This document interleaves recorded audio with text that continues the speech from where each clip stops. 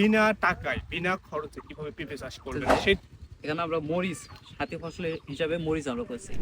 আসসালামু আলাইকুম প্রিয় দর্শক, আজকের ভিডিওর মেইন টপিক হচ্ছে 1 সেকেন্ডের রিলসে আপনারা বিনা টাকায় বিনা খরচে কিভাবে পেঁপে চাষ করবেন সেটা আমরা একজন পেঁপে চাষের সফল উদ্যোক্তা তহিদুলের মুখ থেকে শুনবো। আমাদেরকে বিনা চাষে যদি আমরা বিনা খরচে পেঁপে করতে চাই, সেক্ষেত্রে প্রথম শর্ত সেটা হচ্ছে আমরা সাথী ফসল রাখবো।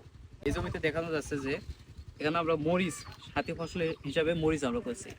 যে পরিমাণ মরিচটা আসছে আর যে বাজারটা আশা করা যায় এখান থেকে বিক্রি করে আমাদের পেঁপেটা একদম যা খরচ হয়েছে এখান থেকে উঠে আসবে আশা ইনশাআল্লাহ। করা যায় না ইতিমধ্যে তুমি আমাকে অবগত হয়ে গেছে। করছো এই মরিচের টাকা দিয়ে এই পেপার গাছ এত দূর আসছে। হয়ে যাবে।